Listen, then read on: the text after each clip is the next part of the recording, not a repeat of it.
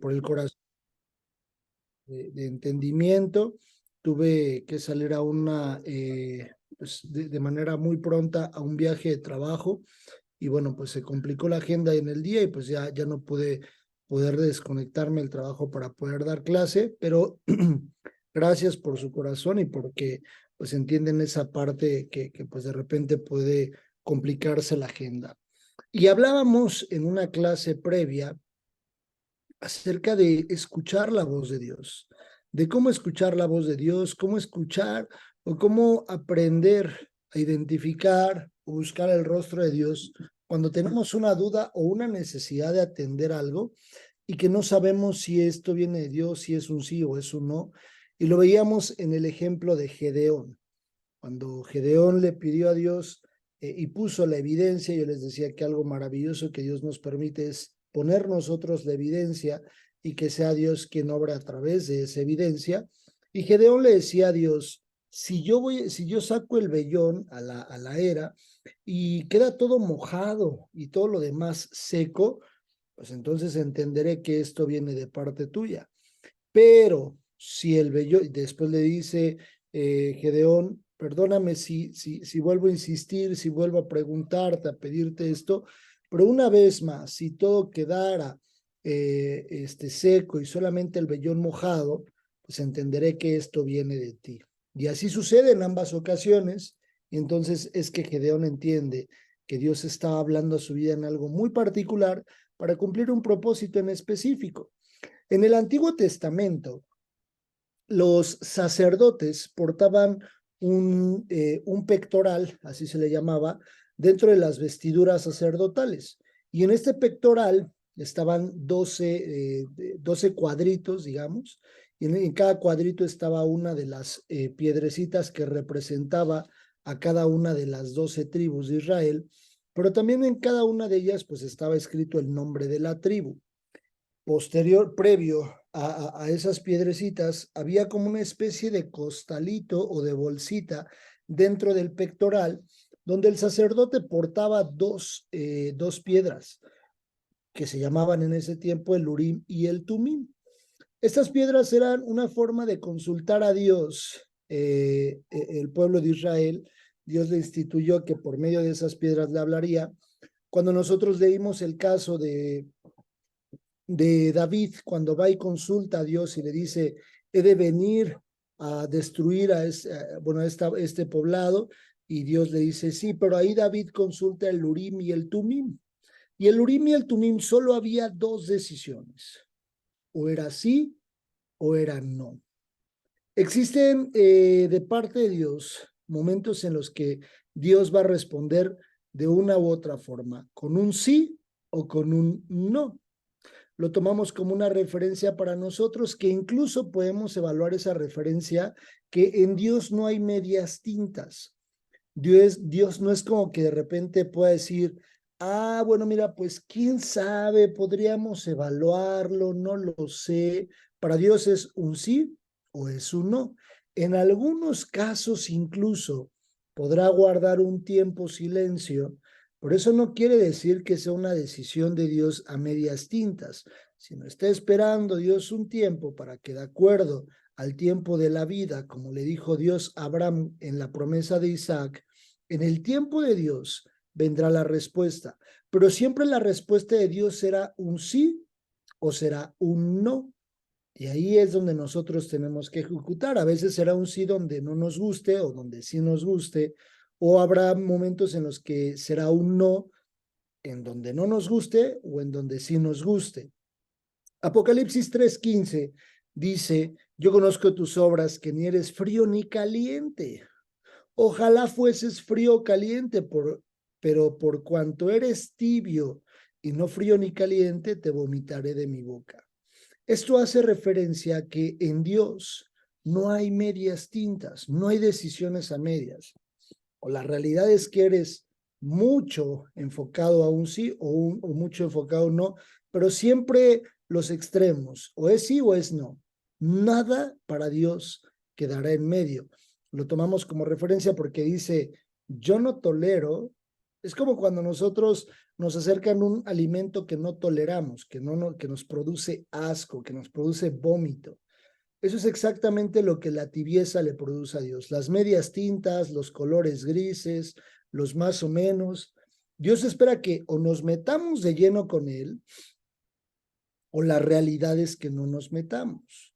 Que no andemos ahí como que a veces soy cristiano, como que a veces no, como que medio lo busco, como que medio quiero, como que por ahí les dicen a estas personas hasta como simpatizantes, ¿no? Nomás me gusta la parte así bonita de alabar a Dios, escuchar, muy bonita palabra, mira, pero no lo vivo, como dice Santiago.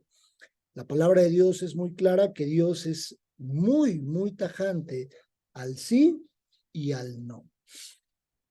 Adelante, mi hermana Rose, por favor. Veo que tiene su mano levantada.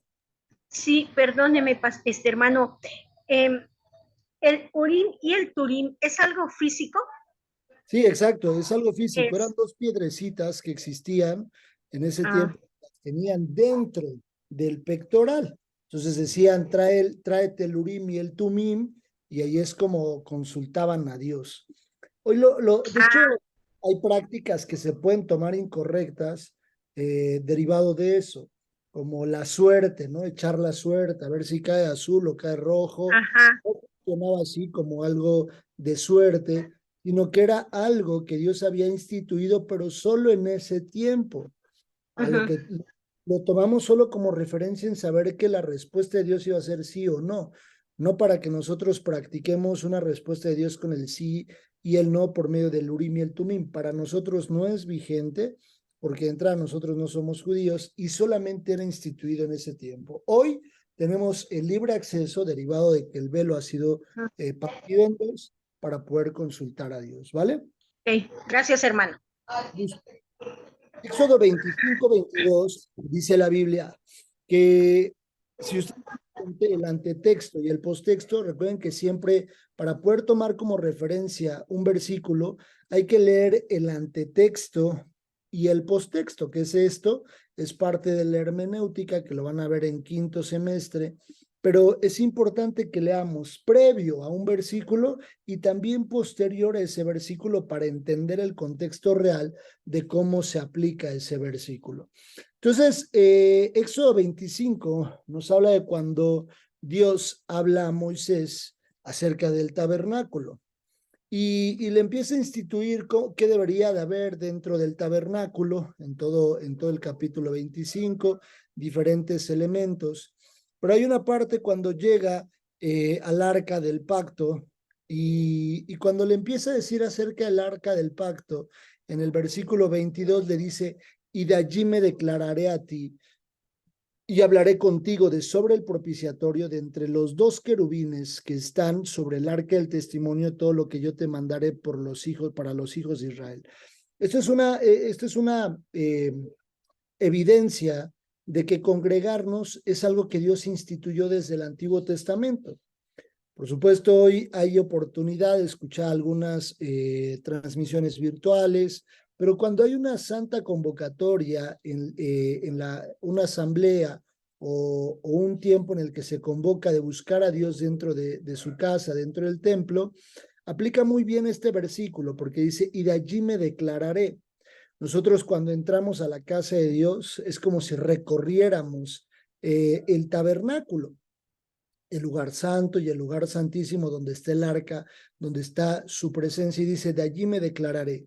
Esa palabra que dice me declararé en el original hace referencia a congregarse. Eso quiere decir que Dios se iba a reunir con Moisés en ese lugar con el objetivo de hablarle, de comunicarse con él para darle dirección a Moisés y por supuesto al pueblo. Éxodo 29 capítulo 29, a partir del verso 1, dice la Biblia, esto es lo que harás para consagrarlos. Aquí venía el proceso de consagrar a los sacerdotes para el ejercicio sacerdotal. Y dice la Biblia, esto es lo que harás para consagrarlos, para que sean mis sacerdotes. Toma un becerro de la vacada y 2 carneros sin defecto. y panes sin levadura y tortas sin levadura amasadas con aceite, y hojaldres sin levadura untadas con aceite, las harás de flor de harina de trigo. Datos importantes que hay que considerar.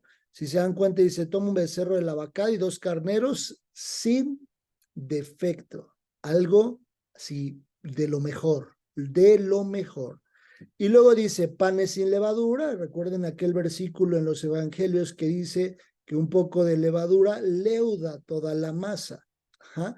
Entonces dice tortas sin levadura y hojaldres sin levadura untadas con aceite. El aceite es la figura del Espíritu Santo en el Antiguo Testamento. Las harás de flor de harina de trigo y las pondrás en canastillo, y en los canastillos los ofrecerás con el becerro y los 2 carneros. Y llevarás a Aarón y a sus hijos a la puerta del tabernáculo de reunión y los lavarás con agua. Previamente tenían que ser lavados, limpiados. Y tomarás las vestiduras y vestirás a Aarón la túnica, el manto, el efod y el pectoral, y le ceñirás con el cinto del efod y pondrás la mitra sobre su cabeza y sobre la mitra pondrás la diadema santa. Luego tomarás el aceite de la unción y lo derramarás sobre su cabeza y le ungirás. Y harás que se acerquen los hijos y les vestirás las túnicas. Les ceñirás el cinto a Aarón y a sus hijos y les atarás las tiaras y tendrán el sacerdocio por derecho perpetuo, así consagrarás a Aarón y a sus hijos. Debían ellos portar unas vestiduras sin ninguna mancha. Ellos tenían que estar presentables delante de Dios. A Dios le gusta lo mejor. Nosotros no somos perfectos, pero sí somos seres perfectibles. Los sacerdotes siempre, cuando ellos eran lavados, estaban a la vista de todas las personas, porque decía que primero los iba a lavar y después les iba a poner las vestiduras. Todas las personas tenían que estarlos viendo. Pues no lo dice si al desnudo, la verdad no lo dice la Biblia, pero pues al menos creemos que en ese tiempo la gente todavía era más pudorosa que en este tiempo, y probablemente en calzoncillos, o no lo sabemos, estaban siendo lavados o limpiados. ¿Qué nos dice todo esto? Que una de las formas para entrar hasta el lugar santo, hasta el lugar santísimo, tenía que ser primero habiendo sido lavados, y posteriormente de ser lavados tenían que ser vestidos con vestiduras sin mancha alguna. Regálenme un momento, por favor.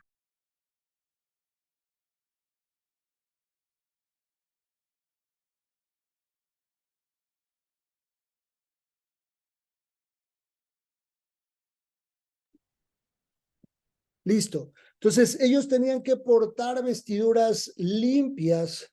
Esto nos hace referencia, no es como que nosotros nos vamos a vestir de blanco y así, lavar nuestra ropa con cloro. No, no, no. Sino habla en un sentido espiritual que tenemos que tener las vestiduras limpias, y eso es lo que Dios espera de nosotros para poder ingresar hasta el lugar santísimo, en el lugar donde previamente leímos que se acercaba el sumo sacerdote, o en el sentido de Moisés, se acercaba para tener una comunión y una comunicación constante con Dios. Recuerden que estamos viendo el tema de conocer la voz de Dios, pero también elementos de cómo es que yo voy a poder acercarme hasta su presencia. Levítico 8:21. Un libro que yo les sugiero importantísimo leer. Todos, por supuesto, toda la Biblia es sumamente importante, pero para entender mucho la parte de los sacrificios, para entender el ejercicio sacerdotal, es importante leer Levítico. Levítico trae muchas instrucciones acerca del ejercicio sacerdotal. Por supuesto, se llama Levítico por el sentido de los levitas. Consagración de los hijos de Aarón, pero vamos a ir al versículo 21, del 21 al 23. Dice la Biblia: lavó luego con agua los intestinos y las piernas, y quemó Moisés todo el carnero, habla de un carnero, sobre el altar, holocausto de olor grato, ofrenda encendida para Jehová, como Jehová le había mandado a Moisés. Después hizo que trajeran el otro carnero, el carnero de las consagraciones. Esto era para consagrar a los sacerdotes. Y Aarón y sus hijos pusieron sus manos sobre la cabeza del carnero. Y lo degolló y lo tomó Moisés, y tomó Moisés de la sangre y lo puso sobre el lóbulo de la oreja derecha de Aarón, sobre el dedo pulgar de su mano derecha y sobre el dedo pulgar del pie derecho. Estos datos son muy interesantes porque a mí me llama mucho la atención por qué después de haber degollado este carnero o este animal, Moisés toma la sangre y la unta en el lóbulo derecho y luego en el pulgar derecho de la mano y luego en el pie. ¿Por qué hace eso? O sea, ¿por qué este tipo de rituales los vemos en la Biblia? Que eso se hacía con los sacerdotes para consagrarlos. Por supuesto, hoy nosotros no vamos a hacer este tipo de prácticas porque ya no hay sacrificios. El sacrificio lo hizo Jesús en la cruz. Pero justo a través del sacrificio de Jesús en la cruz, en el derramamiento de su sangre, es que en el sentido espiritual Él pone esa sangre sobre nosotros que hace que el oído sea habilitado. La sangre en el óvulo tiene una referencia de habilitar el oído para que el sacerdote tuviera muy bien afinado el oído a la voz de Dios. Hoy, ¿qué hace que nosotros tengamos el oído muy afinado a la voz de Dios? Un encuentro con Jesús. Al tener un verdadero encuentro con Jesús y entender el derramamiento de su sangre por nuestras vidas, nosotros es que somos habilitados para escuchar la voz de Dios e identificar muy bien cuando la voz de Dios está hablando a nuestras vidas. Yo no les puedo decir que la voz de Dios, al menos yo nunca la he escuchado audiblemente, por supuesto que lo anhelo, sin duda, pero hoy en día yo no creo personalmente, muy personal, que una persona escuche audiblemente la voz de Dios. No lo creo. Esa es una opinión personal, por supuesto. ¿Por qué? Porque sí hay textos en la Biblia donde hombres en el Nuevo Testamento escucharon la voz de Dios audiblemente. Podría ser un muy buen dato para poderlo estudiar ustedes. Que digan, me interesa estudiar qué hombres en el Nuevo Testamento pudieron escuchar la voz de Dios audiblemente. Yo les voy a decir uno, Pablo. Cuando es el llamado de Pablo y dice que él escucha cuando el Señor le llama y Pablo le dice, le contesta, Señor, ¿en qué he de hacer? ¿En qué te he de servir? Parafraseando los versículos. Y el Señor le dice, Pablo, ¿por qué me estás persiguiendo? ¿Por qué me andas persiguiendo a mí? Pero yo no creo, por ejemplo, por eso digo que posiblemente, pero yo no creo personalmente, pero sí identifico muy bien las formas en las que podemos escuchar la voz de Dios. Cuando nosotros estamos orando algún tema específico entre semana y llegamos al fin de semana y en una predicación decimos, justo eso es lo que estaba orando. Cuando yo estoy orando algún tema en particular y de repente estoy leyendo un libro en la Biblia, cualquier libro, y de repente me cruzo con ese tema específicamente sin haberlo yo programado, sin haber buscado en una concordancia las palabras relacionadas a eso, me cruzo con ese versículo y digo, wow, cuando alguien se puede acercar a mí, alguien de parte de Dios, y me dice, oye, fíjate que esto y esto y esto, sea compartir una palabra de Dios para ti. O cuando, por ejemplo, yo ayer lo compartía yo en el discipulado que Dios me permite compartir los días lunes, y yo compartí en el discipulado que es muy importante. Hay un versículo en la Biblia que dice que el Espíritu Santo nos enseña, pero el Espíritu Santo nos recuerda lo que habíamos de saber. Entonces yo decía, a ver, yo no podría el Espíritu Santo no me podría recordar algo que no sé, porque ya no sería recordar, sería enseñar. Entonces dice, te enseña y te recuerda. Entonces cuando de repente estamos así caminando en la calle o haciendo alguna actividad y recordamos algún versículo, recordamos alguna situación, alguna predicación, algún tema, incluso hasta un canto, decimos, ay, es que esto es exactamente lo que yo estaba esperando de parte de Dios. Pero hay que conocer la Biblia.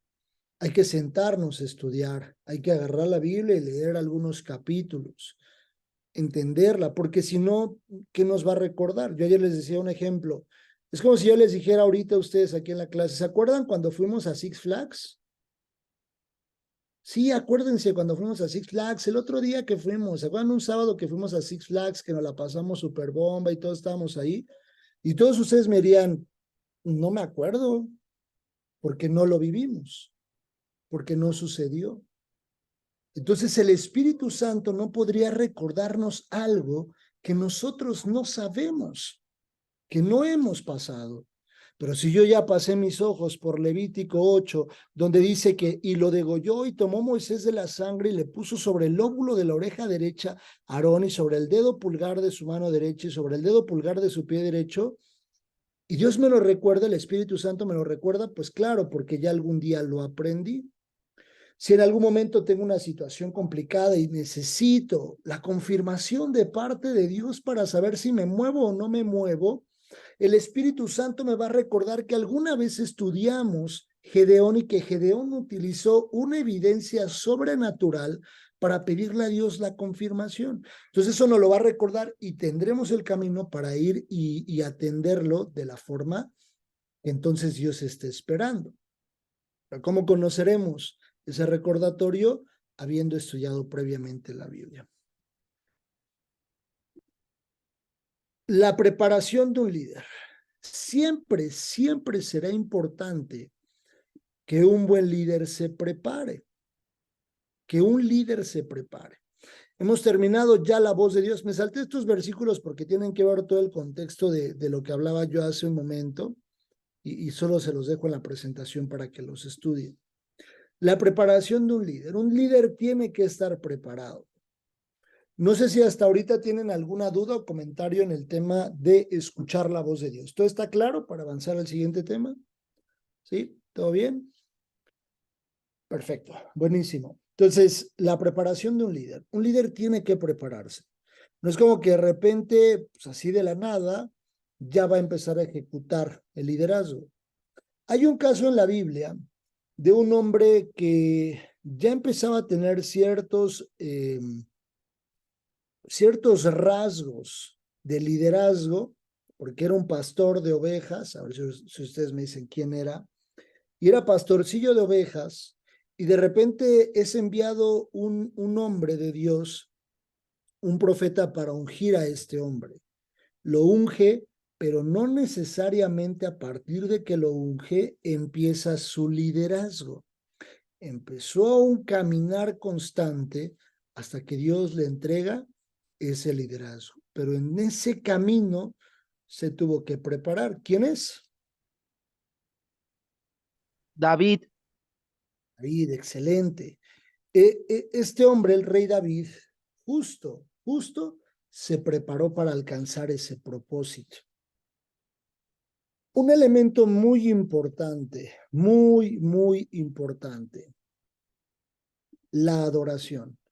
Vamos a llevar una materia más adelante que se llama alabanza y adoración, pero la adoración es un factor fundamental en el liderazgo y en el caminar de una persona.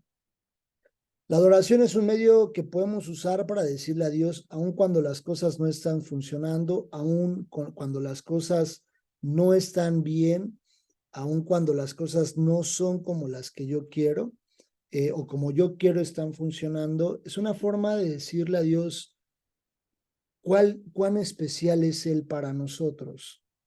Qué interesante que dentro de la preparación de líder, vendrán momentos difíciles, vendrán momentos en los que Dios permita que sucedan cosas para preparar el corazón de cada uno de nosotros, con un propósito en específico. El proceso de liderazgo para un proyecto de vida, para un proyecto enfocado en lo que Dios espera, va a pasar por momentos difíciles. Yo si les preguntara a ustedes, en su caminar en la vida, ¿alguno de ustedes no ha pasado un momento difícil? Ustedes dirían, no, yo creo que todos, ¿no? Todos hemos pasado un momento difícil, pero todas esas cosas nos ayudan a bien. Oye, pero yo estaba lejos de Dios cuando eso pasó. Incluso eso ayuda. Incluso eso Dios lo permitió con un propósito. El ejemplo es Pablo. Pablo, cuando previamente, antes de que fuera discípulo y que fuera impulsado para ser el apóstol del tamaño que fue, previo era un perseguidor y un matón. Pablo era un hombre feo, era un hombre, incluso yo creo que hasta grosero con las personas. Era un hombre que perseguía a la iglesia. Todas esas cosas ayudaron a algo. Formaron un hombre y Dios formó un hombre en ese caminar que iba a llegar a un momento de su vida donde el resultado iba a ser evidente, pero tenía que pasar por un proceso de ser moldeado. La adoración tiene que ser un elemento que nosotros tengamos a flor de piel cuando el problema está avanzando. ¿Qué pasa muchas veces en el liderazgo? Los problemas surgen cuando Dios tiene un plan para cada uno de nosotros, cuando tiene un propósito de reino muy grande y de repente empiezan a haber problemas. Una de las tendencias más grandes es que el cristiano se aleje. Yo veía una estadística que daba un nombre, no sé si sea real, pero me llamó mucho la atención. Dice que en Estados Unidos el 80% más o menos, el 80% de las personas que se acercan a Dios, solamente el 80% se queda en el camino en el primer año. Solo el 20% avanza al siguiente año. ¿Por qué esas cifras? ¿Por qué pueden ser alarmantes esas cifras? Bueno, porque existen problemas en el camino, existen momentos difíciles. Job es un ejemplo muy claro, el libro de Job. Cuando dice Job, Jehová dio y Jehová quitó. Pero dice algo muy importante, bendito sea el nombre de Jehová. ¿Por qué cuando todo lo tenía, de repente le es quitado todo y lo único que dice Job en ese momento es, bendito seas? Eso es adoración. Génesis 24. Es importante que en el proceso de la preparación de liderazgo nosotros conozcamos muy bien el proceso de la adoración o la adoración.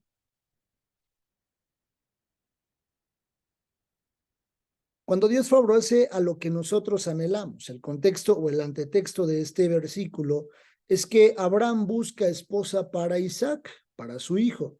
Entonces, ustedes cuando lean estos versículos van a ver que Abraham envía a uno de sus siervos y le dice, júrame, haz un pacto conmigo de que vas a buscar a la mujer con las características que yo te estoy indicando. Entonces le dice, claro que lo voy a hacer. Y este hombre con todo el temor de Dios va y le dice a Dios, por favor, como lo hizo muy similar Gedeón, pone una evidencia y entonces sucede la evidencia. Y dice la Biblia, cuando viene la respuesta de Dios favorable a lo que él había anhelado, dice, el hombre entonces se inclinó y adoró a Jehová y dijo, bendito sea Jehová, Dios de mi amo Abraham, que no apartó de mi amo su misericordia y su verdad, guiándome Jehová en el camino a casa de los hermanos de mi amo. Y la doncella corrió e hizo saber en la casa de su madre estas cosas, y Rebeca tenía un hermano que se llamaba Labán, el cual corría afuera hacia el hombre y hacia el hombre a la fuente. Dios favoreció la respuesta de algo que pidió este hombre. Y al ser favorecido, este hombre dice que se inclinó y adoró a Dios. ¿Cuándo la respuesta es favorable? Cuando Dios te ha elegido para hacer algo, por ejemplo, Éxodo 34, cuando las cosas, a esto me refiero cuando las cosas marchan bien, cuando las respuestas son de lo mejor, cuando las cosas son bastante maravillosas, cuando Dios ha favorecido a lo que clamábamos.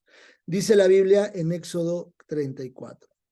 Y Jehová dijo a Moisés, alízate 2 tablas de piedra como las primeras y escribiré sobre esas tablas las palabras que estaban en las primeras tablas que quebraste, Prepárate pues para mañana y sube de mañana al monte Sinaí y preséntate ante mí sobre la cumbre del monte, y no suba hombre contigo, ni parezca alguno en todo el monte, ni ni ovejas, ni bueyes pascan delante de mi monte. Y Moisés alisó 2 tablas de piedra, Éxodo 34:4, alisó 2 tablas de piedra como las primeras, y se levantó de mañana y subió al monte Sinaí, como le mandó Jehová, y llevó su mano las 2 tablas de piedra. Y Jehová descendió de la nube y estuvo allí con él, proclamando el nombre de Jehová, y pasando Jehová por delante de él, proclamó: Jehová, Jehová, fuerte, misericordioso y piadoso, tardo para la ira y grande en misericordia y verdad, que guarda misericordia a millares, que perdona la iniquidad, la rebelión y el pecado, y que de ningún modo tendrá por inocente al malvado, que visita la iniquidad de los padres sobre los hijos y sobre los hijos de los siglos, hasta la 3ª y 4ª generación. Entonces Moisés, apresurándose, bajó la cabeza hacia el suelo y adoró. Si ahora, Señor, he hallado gracia en tus ojos, vaya ahora el Señor en medio de nosotros, porque es un pueblo de dura cerviz, y perdona nuestra iniquidad y nuestro pecado, y tómanos por tu heredad. Dice que se inclinó cuando Dios le eligió con un propósito. Cuando la respuesta no es la que queremos nosotros. Segundo libro de Samuel, capítulo 12, versos del 15. Voy a leer de corrido. Dice: y Natán se volvió a su casa, y Jehová hirió al niño que la mujer de Urías había dado a David, y enfermó gravemente. Estaba a punto de morir el hijo de David, que venía a causa del pecado de David con Betsabé. Entonces David rogó a Dios por el niño, y ayunó David, y entró y pasó la noche acostado en tierra. David estaba velando, y se levantaron los ancianos de su casa y fueron a él para hacerlo levantar de la tierra, mas él no quiso ni comió con ellos pan. Y al 7º día murió el niño, y temían los siervos de David hacerle saber que el niño había muerto, diciendo entre sí: cuando el niño aún vivía, le hablábamos y no quería oír nuestra voz, cuanto más afligirá, si le decimos que el niño ha muerto. Mas David, viendo a sus siervos hablar entre sí, entendió que el niño había muerto, por lo que dijo David a sus siervos: ¿ha muerto el niño? Y ellos respondieron: ha muerto. Entonces David se levantó de la tierra y se lavó y se ungió, y cambió sus ropas y entró en la casa de Jehová y adoró. El hijo había muerto. Él había rogado. Él estaba clamando. David estaba clamando porque su hijo no se muriera. Yo creo que más de uno de nosotros, que ama a sus hijos, por supuesto, nosotros haríamos exactamente lo mismo por amor a nuestros hijos. Señor, que no le pase nada. Señor, por favor, guárdalo. Señor, por favor, dale dirección, etc. David, cuando recibió la respuesta de Dios, que Dios dijo: hasta aquí la vida de este bebé, era un bebé, por supuesto. Dice que su reacción fue lavarse, entrar al templo y adorar a Dios, diciéndole: es tu voluntad y la voy a aceptar. El último versículo tiene que ver cuando los discípulos reciben la gran comisión, pero dice que los discípulos adoraban, que estaban adorando a Dios, a Jesús, pero que dudaban. Dice Mateo capítulo 28, verso 16. Pero los 11 discípulos se fueron a Galilea, al monte donde Jesús les había ordenado, y cuando le vieron, le adoraron, pero algunos dudaban. Incluso habiendo visto a Jesús, dudaban los discípulos de que estuviera ahí, de que había resucitado. Por eso pongo acá: la adoración debe de ser con amor y con fe, porque de nada servirá si yo soy un tanto no coherente con lo que pienso y lo que estoy haciendo. No es como que vaya y adore a Dios en un momento difícil porque así me dijeron que tiene que ser. Algo tiene que venir desde el corazón, tiene que brotar desde el corazón. Tenemos que dejar que el corazón en ese momento. Yo hablaba hace un poco con mi esposa y le decía: ¿sabes qué sentía de parte de Dios? que cuando las palabras se han acabado en nuestra boca, porque a veces llega un momento en el que las palabras ya se acabaron en la oración y ya no, de verdad uno se bloquea, no sé qué decir, llega un momento en el que la adoración tiene que fluir y la adoración tiene que ser desde el corazón. Nosotros tenemos que dejar que el corazón sea el que hable a Dios en un sentido de adoración. Cuando las palabras se han acabado, exactamente la adoración es el punto en el que nosotros tenemos que llegar, preparándonos como líderes o en el liderazgo para alcanzar el propósito de Dios. Ese es el primer tema. Seguiremos la siguiente semana con Nehemías, un líder muy bien definido en el ejercicio de cuando él se levantó en un liderazgo. ¿Alguna duda o comentario? ¿Todo está claro? ¿Todo bien? Bien, pues vamos a dar gracias a Dios. Por favor, acompáñenme a orar y gracias también por estos minutitos de más. Dios, te damos gracias por tu palabra. Gracias, Señor Jesús, porque nos permites acercarnos a ti. Saber que tenemos este elemento, Señor, para poder buscarte. Que cuando pasemos por un momento maravilloso, un tiempo de bonanza, pero también cuando pasemos por un tiempo, Señor, sumamente difícil, permítenos recordar, Señor, que tenemos la oportunidad y el privilegio de adorarte, de buscarte a ti, Señor, en adoración, de elevar un canto, Señor, tal vez un canto escrito, tal vez un cántico nuevo, un canto no escrito, un cántico que brote del corazón, exaltando y glorificando tu nombre. Permite, Señor, que en este tiempo, en este proceso que viviremos para alcanzar, Señor, o iniciar a caminar en el propósito que tienes para nosotros, podamos, Señor, tener la oportunidad de acercarnos a ti para adorar tu maravilloso nombre. Te entregamos esta clase, Padre, dándote a ti toda la honra, toda la gloria y toda la alabanza. En el nombre de nuestro Salvador Jesús. Amén y amén. Que Dios les guarde, que Dios les bendiga y que pasen una bendecida semana. Un fuerte abrazo para todos. Cuídense mucho. Gracias, maestro. Gracias. Adiós. Buenas Dios los noches. bendiga. Buenas noches.